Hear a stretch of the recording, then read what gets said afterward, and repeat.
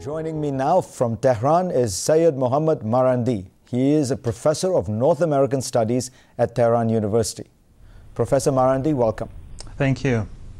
Let me ask you, Professor, how do we make sense of what is going on in Iran right now? The only way in which the regime has been able to maintain its control is to use fairly tough methods, brutal methods of repression. It has used the Basij, it is using the Revolutionary Guard, it is arresting people, it is arresting journalists. This is not what the Islamic Republic of Iran presents to the world as the basis of its regime. It is turning into a military dictatorship, is it not? Since Mr. Mousavi's people went to the streets day after day, it was causing trouble in the city of Tehran. So the police really felt that they had to bring things back to normal. Mr. Mousavi took people to the streets in the heart of Tehran, where businesses were severely disrupted and damaged. Ordinary people were hurt, and he did it on a daily basis. And on the other hand, I think that Mr. Ahmadinejad was provocative in his victory speech after the election. But I think that as things settle down and the two sides become more level-headed and less emotional, the supporters of both gentlemen, I think things will return back to normal. But they are not normal. Mr. Mousavi's brother-in-law is in jail. Many of his supporters are in jail. He is under effective house arrest.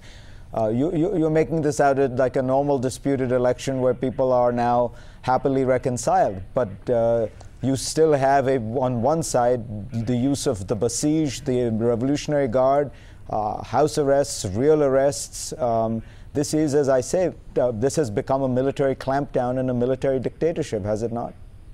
No, again, I don't agree, because if you go on the streets of Tehran, things are very normal. I mean, you can walk around town. You can walk around. You can walk around North Korea as well, Professor Marandi. I think you also have to keep in mind the fact that some of the measures taken by the security forces have to do with the fact that there has been a lot of interference from outside the country. Right now you have almost 40 television channels in Persian being broadcast into Iran from the United States and Europe, basically funded by the American government and European governments, or in some cases owned, which have played a very negative role over the past few weeks, turning people against one another. This sort of behavior and this sort of funding coming from the United States and its European allies really does not serve their interests. Professor Marandi, you can't possibly expect us to believe that. Here you have a two-term president of Iran, Rafsanjani, calling for opposition to the regime, a two-term prime minister of Iran, Mr. Mousavi, calling for the creation of an opposition movement, a two-term president, Khatami, calling for a referendum. You have people under house arrest. You have major clerics in Qom asking that Ahmadinejad's election be boycotted. Are you telling me all these people are doing this at the bidding of the United States? Surely you must realize that that's kind of a ludicrous claim. Well, that's not exactly what I said. What I was saying, those are the people who are asking people to go out on the streets, not President Obama. It is a president, all right. It just happens to be President Khatami and Rafsanjani, not President Obama. What I've been saying was that when external forces and governments outside of Iran interfere in a country's internal affairs, it only makes matters worse, and it only creates further tensions. I think it's extraordinary that the United States allows itself to beam in tens of television channels or fund television channels that beam into the country, and in many cases they call for riots and they call for violence. Do you worry that you will be seen in history as a mouthpiece for a dying repressive regime in its death throes, that 20 years from now you'll look back and the world will look back at you the way it did some of those smooth-talking, English-speaking Soviet spokesmen who were telling us right, you know, in the middle 1980s that the Soviet Union was all just fine and democratic and wonderful? Well, Farid, I am an academic at the University of Tehran, and I would be very surprised to know that Mr. Ahmadinejad would be supportive of me, because I've always been a critic of his administration, but I think it is my duty to be honest. And if he has won the election, I will have to accept the results. Just like when Mr. Hugo Chavez wins elections in Venezuela, I think the people who oppose him have to accept the results. And also, I think that if we look back in my own personal history, I was a volunteer in the Iraq-Iran war when Iraq invaded Iran, and I survived 2 chemical attacks by the Iraqi regime, and those chemical weapons were provided to to Saddam Hussein by the European Union countries and the United States. They provided him with the technology. That's not true.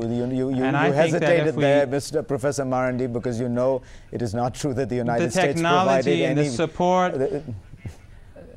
You're trying to come up with some way to formulate it. Saddam Hussein with support. With agricultural credits. They did not provide them with chemical you know weapons. That the United States did back Saddam. You know that the United States did back Saddam Hussein. I said very clearly it provided agricultural credits. Though that's not chemical weapons. These are 2 separate things. Well, I think history has shown that the United States did back Saddam Hussein at a time when he was carrying out brutal measures against the people, his own people, and the people of Iran. And I'm a survivor of those 2 attacks. But at the end of the day, what I'm looking for is a more realistic understanding of Iran in the United States in order for rapprochement to begin.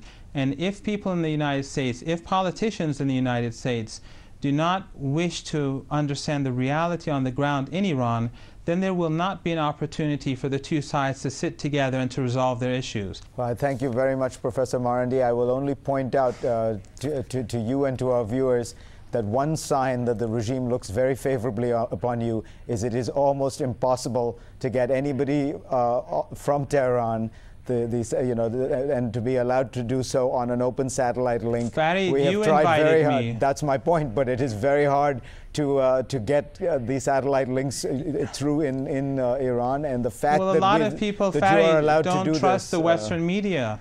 Well, my Farid, point stands. A lot of people don't trust the Western media. They think it's biased. I would love rightly or wrongly. I would love to talk to Prime Minister Mousavi, President Khatami, or President Rafsanjani, but alas, we are not allowed to speak to them. Well, that's the only person we are allowed to speak to again, is you. But you can speak to my colleagues at the University of Tehran, and you can speak to my students. Hopefully, if you get a visa one of these days, you can come. Which I have applied for several times and have never gotten. And you'll see that it's a very different world from the one that you believe it to be. I anxiously await the day I will be granted a visa to Tehran. It has not happened yet. But Thank you very much, if you think Professor that I'm Marandi. somehow the mouth of Sauron, I think you're mistaken. Thank you.